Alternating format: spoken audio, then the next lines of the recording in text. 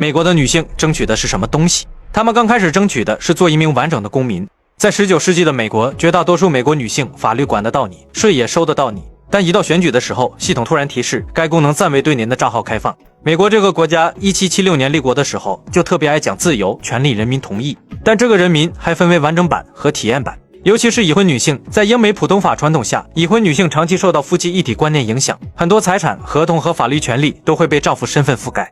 所以到了1848年，纽约州一个叫塞尼卡福尔斯的小镇，终于来了一群不太愿意继续用体验版的人。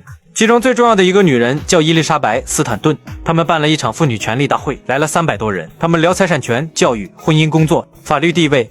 然后斯坦顿表示，女人也应该有选举权，这个要求今天听起来平平无奇。但在1848年的美国，当时不少人连支持妇女改善财产权的都没什么信心。于是斯坦顿等人起草了一份情感宣言，写法甚至故意模仿美国的独立宣言。美国当年不是说人人生而平等吗？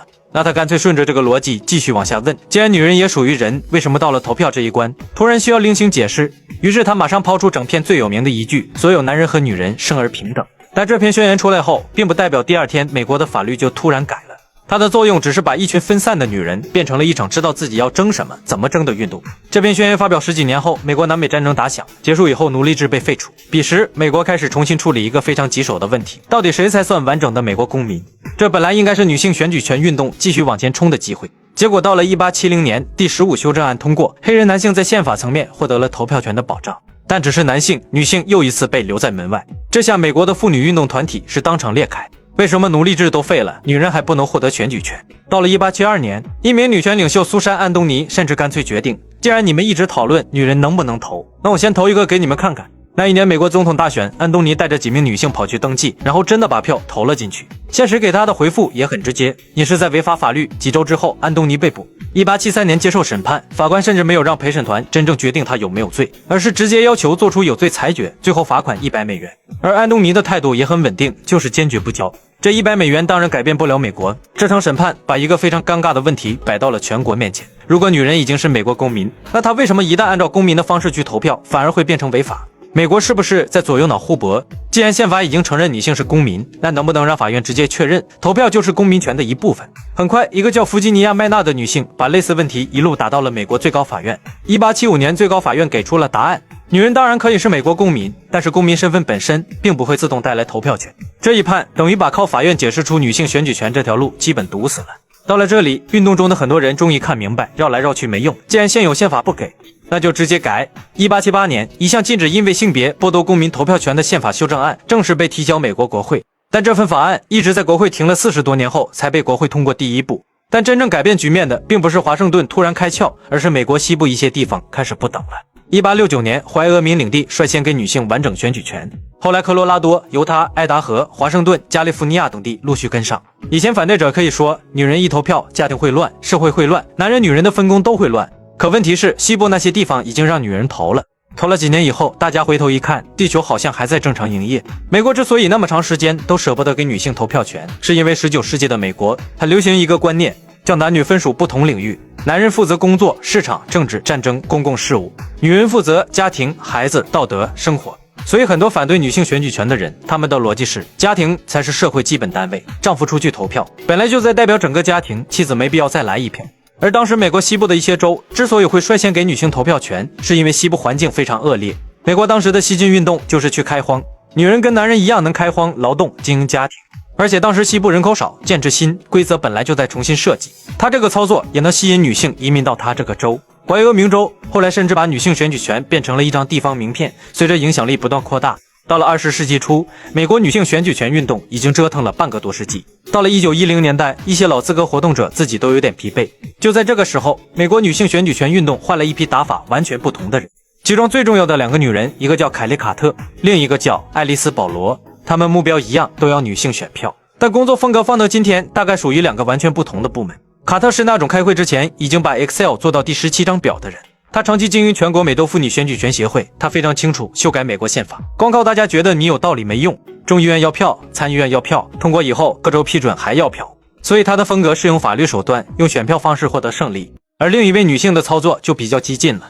爱丽丝·保罗年轻时去英国留学，接触过英国更加激进的妇女参政运动，等她回到美国以后，再看本土女权运动，就跟小孩子过家家一样，没有一点威慑力。1912年底，他被安排进美洲妇女选举权协会，也就是 NAWSA。上任没多久，就干了一件直接改变美国女权运动传播方式的事。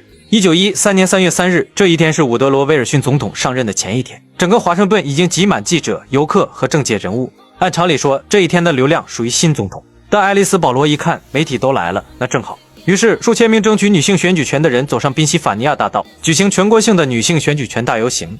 9支乐队、4支骑马队伍、20多辆花车。大量女性穿着精心设计的服装，从国会大厦方向一路向前。国会图书馆估计现场约有5000到8000名游行者，美国国家公园管理局给出的估计更高，约8000到11000人。这个时间和路线都不是随便挑的，因为到第二天，新总统就要沿着类似的路线接受全国瞩目。而这些女人提前一天走在这里，其实是在问一个天天由男人决定国家未来的地方，为什么女人连决定谁来管国家的资格都没有？它是一场非常现代的注意力战争。因为爱丽丝·保罗已经意识到一个现实，如果一个群体暂时没有足够的政治权利，那第一步往往不是马上改变规则，而是先让整个社会没办法继续装作没看见你。结果现场比他预想的还要炸。游行开始以后，大量围观人群挤进道路，有人辱骂，有人推搡，甚至直接攻击游行女性。警察维持秩序的表现又相当糟糕，现场越来越混乱，最后甚至需要骑兵介入。根据后来美国国会图书馆的资料宣传，超过300名参加活动的女性受伤。但这个事件很快成为美国的全国新闻。但这只是开始，直到1917年1月，爱丽丝·保罗决定把这种提醒再往前推进一步。她直接带着人站到了白宫门口，这些女人每天拿着旗帜和标语，安安静静地站在那里，不喊不闹，也不跟路人吵架，所以后来被叫做沉默的哨兵。从1917年1月10日开始，他们轮流守在白宫几个入口，前后有来自30个州，接近2000名女性参加过这些轮班纠察。而这个操作效果很明显，因为总统每天进进出出都能看到他们。他们甚至专门研究总统平时从哪道门走，那就往那儿站。爱丽丝·保罗的思路已经非常明确，你可以不回复我的信，可以不接见我，也可以告诉国会继续研究，但我就站你家门口，你每天至少得看我一眼。最开始，威尔逊政府其实相当克制，总统甚至还对这些女性表现过礼貌，因为此时这件事虽然有点烦，但还没有真正踩到威尔逊的痛点。直到1917年4月，美国参加第一次世界大战，威尔逊政府开始不断强调所谓的民主与自由，美国为什么而参战？爱丽丝·保罗一听，这词我熟，于是这些女性开始把威尔逊自己的话写到牌子上，再送回白宫门口，意思非常直接。总统先生，你现在跑到世界上讲民主，那美国女人怎么算？美国女人的问题没解决，你到全世界吹牛，脸红不红，肿不肿？和平时期，你站白宫外要求选票，很多人最多觉得你烦。可战争时期，国家正在号召所有人团结，你却每天举着牌子公开质问总统，那就是怼脸输出了。于是美国公众对他们的态度迅速恶化，有人开始抢他们的横幅，有人辱骂。但爱丽丝·保罗没有被吓退，因为她知道美国越强调自己为什么要为民主而战，就越难解释为什么国内女性没有完整选举权。他们越应激，就代表他们越慌。一直到6月份，威尔逊政府终于忍不了一点，直接发动美国警员。1917年6月22日，露西·伯恩斯等人成为第一批在白宫纠察行动中被逮捕的女性之一。随后，越来越多抗议者因为所谓的妨碍交通被带走，并且要求罚款。而这些女性自然是交不了一点，直接选择坐牢。到了10月20日，爱丽丝·保罗本人也被抓了，然后被判了7个月。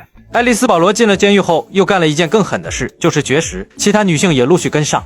而监狱的操作就是强行喂食。爱丽丝·保罗后来还被转入精神病房，试图对她施加更大压力。到了11月，事情进一步失控。一批女性被送到弗吉尼亚的奥克昆劳役所。11月中旬的一个晚上，狱方对部分女性采取非常处理。后来这晚被女权运动者称作恐怖之夜，有人被拖拽，有人受伤。消息传出去后，震动了整个美国。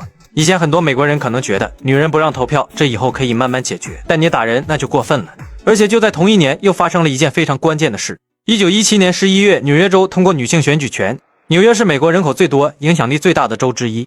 这意味着一个现实越来越摆在华盛顿面前，女性选举权已经不是未来可能发生的事情，而是美国越来越多的女性已经真的在投票。于是到了1918年，一直对联邦女性选举权修正案相当谨慎的威尔逊，终于开始明显转向。然而之所以转向没有别的原因，还是因为美国参加第一次世界大战，男人大量进入军队以后，越来越多女性进入办公室、工厂、运输、医疗和公共服务岗位，各种战争动员里都能看到女性。过去有人反对女性投票，一个重要理由就是女人属于家庭，公共事务太复杂，还是交给男人。结果战争一来，社会突然发现公共事务缺人的时候，女人好像也能干，这就让一个老问题变得越来越难回答。国家需要我的时候，我是公民；怎么选总统的时候，我就变成了家属。终于到了1918年1月10日，美国众议院第一次以达到宪法要求的2/3多数通过女性选举权修正案，274票赞成，136票反对，这个票数刚好达到通过的门槛，多一票都没有。可想而知，美国是多么野蛮与落后。更有戏的是，当时众议院里面已经坐着美国历史上第一位女性国会议员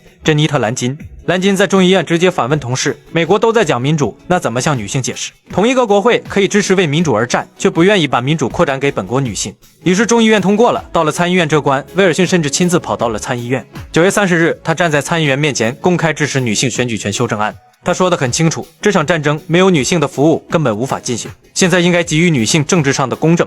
最后，美国国会因为这个事情一直吵到了1919年，国会才通过了后来著名的第19修正案。但这只是国会这一关过了，但修改美国宪法还有最后一道大门，那就是各州批准。这场仗又一直打到了1920年8月26日，彼时美国国务卿班布里奇·科尔比正式认证第19修正案。美国宪法从此明确规定，不能因为性别剥夺或限制美国公民的投票权。从1848年提出到1920年，足足72年。而进入了20年代后，美国新一代的女性开始发生极大的变化。这一代的女性许多被称为摩登女郎。这个时期的美国，城市越来越大，货公司、电话公司需要越来越多文员、打字员、售货员。越来越多年轻单身女性开始每天离开家进入城市工作。她们拥有了自己的工资，自己独立的经济，她们也拥有了更多属于自己的选择权。而美国第一次世界大战以后，化妆品市场也迅速扩大。1920年代，电影明星、杂志封面和摩登女郎不断出现，口红、粉饼、香水却越来越被包装成现代女人的日常装备。